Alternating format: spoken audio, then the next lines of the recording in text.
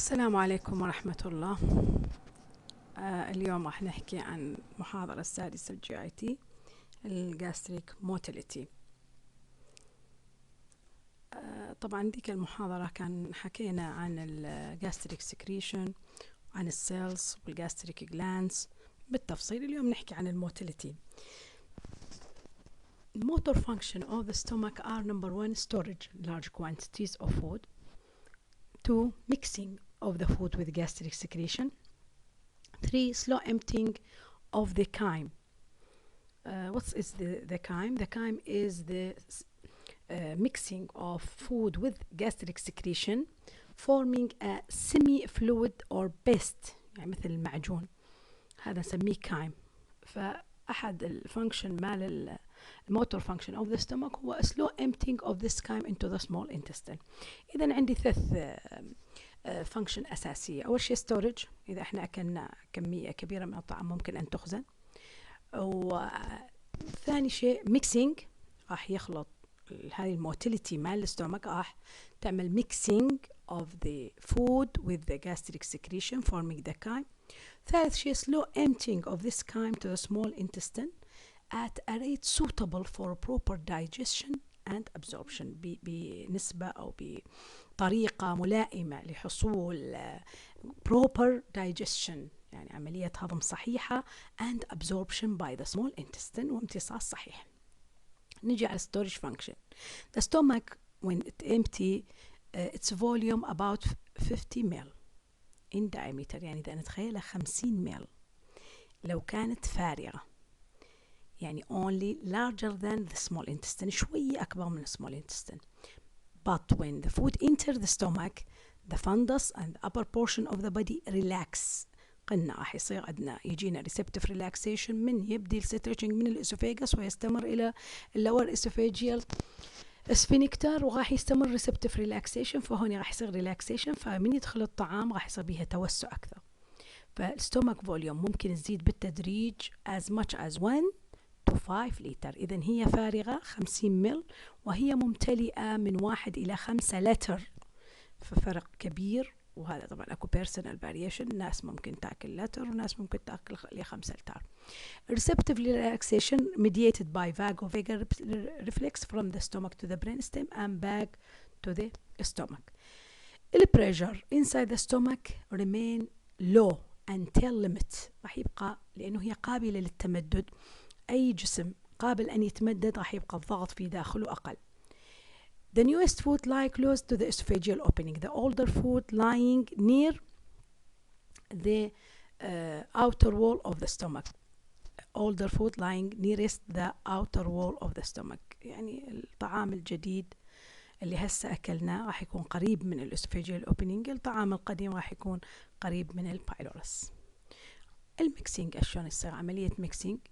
طبعا احنا حكينا قلنا اكو شيء اسمه ميكسينج موفمنت، عدل بريستالتيك موفمنت بالموفمنت بداية المحاضرات السابقة.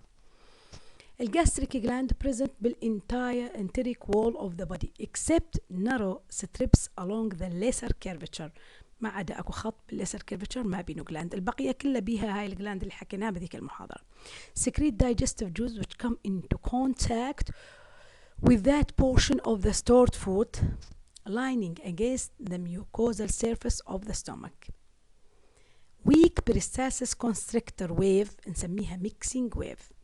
إذا أكو weak begin in the mid of the upper portion of the stomach، تبدأ بالميد والupper portion من صاغ stretching هنوكا، راح تبدي عملية الميكسينج and move toward the interim، وتتحرك باتجاه الانترم about once every 15 to 20 second. كل 15 إلى 20 ثانية يحدث عندنا weak peristaltic constrictive contraction مثل الحلقة، ضغط مال السيركولار مسل بحيث يضغط أو يعجن الطعام الموجود في داخل الستومك.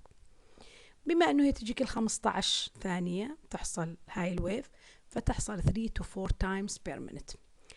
As the constrictive wave progressed from the body to the stomach, they become more intense. كلما تقدمت نحو نهاية الستومك نحو البايلورس تصير أقوى more intense، لأنه كتعمل ميكسينج هوني تعمل دفع، to enter the content under higher and higher pressure toward the pylorus، حتى يزيد الضغط حتى تستطيع دفع هذا المعجون اللي قامت بعجنه. هون يعني النقشة الكونستريكتيف ويف اللي بدت بالفندس بعد أن جاء الريسبتيف ريلاكسيشن وبدأ دخل الطعام هوني، راح يصير عندنا هذا الكونستريكتيف أو الميكسينج موفمنت نسميه. هذه يصير هوني كل مكان وتتكرر كل 15 ثانية، بحيث تقوم بخلط الطعام الموجود مع الجاستريك جوز اللي حكينا عنه بالمحاضرة السابقة. كلما تقدمت بالنهاية نحو الأنترم كلما صارت أكثر قوة، بحيث هون نلاحظ هاي السهمين القريبين من الأنترم كيف إنه صارت أقوى حتى تعمل بوشينج للكايم اللي هو شنو الكايم؟ قلنا الميكسينج of the food with the gastric juice، راح ينتج لنا بيست لايك، شيء يشبه المعجون، بحيث نطيق نضغط هذا المعجون داخل هذه الفتحة الصغيرة مثل ما موضح هوني بالصورة، ويستمر مرور هذا الطعام نحو السمول انتستين حتى تكمل عملية الدايجستشن. The degree of the fluidity of the chyme، كل ما كان الأكل بينه ماي أو كل ما كان fluid يعني مثلا شوربة أو فشي، راح يصير release of this food faster easier. فالfluidity of the chyme leaving depend on relatively amount of the food and water، يعني وجود الماء في داخل هذا الطعام يخلي هذا الكايم نوعا ما fluid. The appearance of the chyme that it's murky, semi-fluid or paste. Each time the peristaltic wave passes down the interim toward the pylorus, it digs deeply into the food content in the interim، وكأنما تقوم بعملية دك أو دفع هذا الكايم نحو الانترم، وكأنما أنا أجي أدفع فقط شيء مقابل أنه أعبر هذا الكايم نحو السمول انتستين بفتحة صغيرة. The opening of the pylorus is small enough that only few milliliters or less of the enteral content expelled into the duodenum with each peristaltic wave. يعني الفتحة هذه مال البايلورس تكون صغيرة بحيث ممكن تعبر لنا فقط few milliliter or less، كلش كميات قليلة بالتدريج. In each peristalsis wave approaches the pylorus، كل ما جت هاي البيرستالسيس دفعت كميات قليلة. البايلوريك muscle itself contract with further impedes emptying through the pylorus. المصل الموجود هناك itself راح يصير بها contraction وتصير بها impede يعني تعيق عملية الامبتينج. ليش؟ حتى تصير أيضا عملية عجن أكثر للطعام وخلط. Food remain in the stomach about 1 to 3 hours. إذا الطعام اللي احنا ناكله عادة يبقى من 1 إلى 3 ساعات.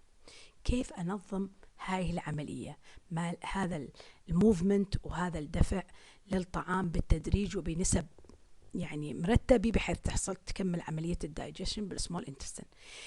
gastric emptying regulated by two things. pyloric pump.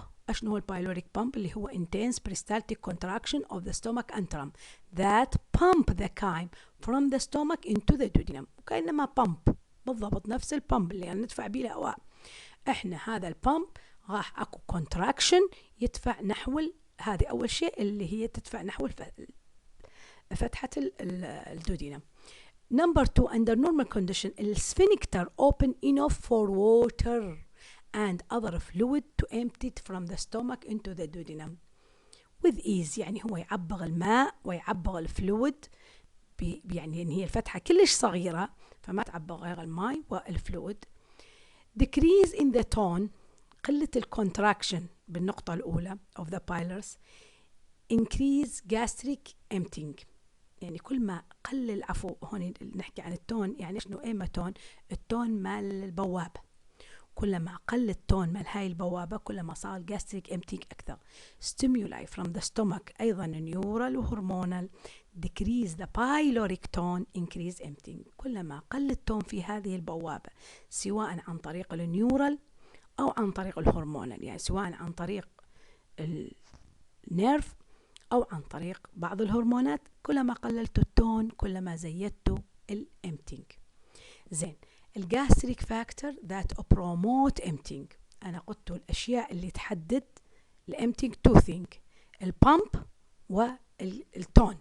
التون للسفنكتر هاي نرجع نعيدها مرة بالسلايد السابق. gastric emptying regulated by pump أو number 1 pyloric pump, number 2 pyloric sphincter tone. زين increasing the pyloric pump at the same time decreasing the pyloric tone راح promote inhibiting. إذا أنا من أقول gastric factor that promote emptying, that is to say increase pyloric pump at the same time decrease pyloric tone. شلون أزيد الامبتينج؟ أزيد البامب، قوة البامب الدفع، وبنفس الوقت أقلل التون مال الفتحة هذه أو البوابة، فإذا يزيد الامبتينج. عن أي طريق؟ نمبر 1 neural by an increased food volume in the stomach promote emptying. However, stretching of the wall elicited mesenteric reflex that greatly accelerate the activity of the pyloric pump and at the same time inhibit the pylorus. كلما زادت كمية الطعام داخل المعدة راح تعمل stretching للوول، وحفظنا stretching ايش راح يعمل؟ راح يعمل local reflex بالماينتريك plexus ويخلي الكونتراكشن تزيد فيزيد لنا البامب، وبنفس الوقت يعمل inhibition للبايلورس فيدفع الطعام. هذا النيورال. عفوا. الهرمونال عندنا الجاسترين. The present of certain type of food in the stomach particularly الdigestive product of meat. حكينا قبل بالمحاضرات السابقة أنه أحد المسببات إفراز الجاسترين هو وجود الأمينو أسيد اللي راح تنتج بعد ما ناكل الميت.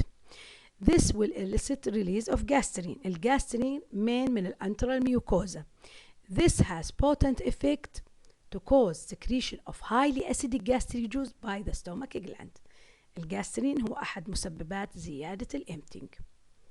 هذيك كانت الفاكتور that promote inhibiting. الفاكتور that inhibit emptying يعني شلون يقلل البامب ويزيد التون، راح يعمل عندنا inhibition للامبتينج. إما enterogastric reflex of the duodenum. قلنا entero يعني intestine gastric reflex، وكأنما هو اتصال الرفلكس ما بين الانتستين والستومك. enterogastric reflex from the duodenum. When the duodenum fills with the chyme, its internal pressure increase. This action stimulates sensory receptor on the wall of the duodenum, trigger an enterogastric reflex. إذا عندما يمتلئ الدودينم 12 بالكايم راح يرسل إشارة إلى المعدة يقول لها خلص هدي، بعد ما أريد تدفعي لي بعد كايم خلي أتعامل مع الموجود عندي. إذا راح يعمل inhibition بواسطة ريفلكس انتيروغاستريك ريفلكس اللي راح يقلل لنا الامتينج. الانتيروغاستريك ريفلكس يبدأ من السمول انتستين واند بالجاستريك that passes from the duodenal wall خلال الجدار، يعني لأنه انتيرو ما يروح على السنتر، خلال الجدار، اتصال محلي ما بين الدودينم وما بين الستومك. زين these reflexes are mediated by 3 routes directly from the duodenum through the enteric. إذا ممكن هذا الاتصال يكون بثلاثة وسائل، إما بشكل مباشر اللي هو الأساسي اللي حكينا عنه بالبداية من الدودينم إلى الستومك عن طريق الانتريك نيرفس سيستم. إذا الجهاز العصبي المحلي الموجود بالجات وول. الثاني طريق extrinsic nerve that go to the prevertebral sympathetic ganglia and turn back to the stomach through inhibitory sympathetic nerve fiber. الطريق الثالث to a slight extend through the parasympathetic nerve to the brainstem. ثاني واحد كان للبريفرتبرال جانجليا يعني يروح على السباينال كورد ويرجع الإيعاز inhibitory. الثالث extend يروح parasympathetic على السنتر البرينستم where they inhibit excitatory signal transmitted to the stomach through the vagi. إذن 3 طرق، إما بشكل مباشر عن طريق الجهاز المحلي الموجود أو عن طريق السمباثيتيك يروح على البريفرتبرا وهذا يكون inhibitory، أو يكون يروح على البرين ستيم عن طريق الباراسمباثيتيك وأيضا يبعث لنا inhibit excitatory signal عن طريق الفيغاس.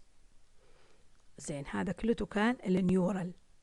ثاني واحد مال الانهبيشن هو هرمونال فيدباك من الدودينم تو انهبت جاستريك امتينج. اذا احنا لازلنا تو انهبت جاستريك امتينج اما نيورال أو هرمونال. زين إذا الهرمونال أشون أقلل الامتينج بواسطة إما هرمون.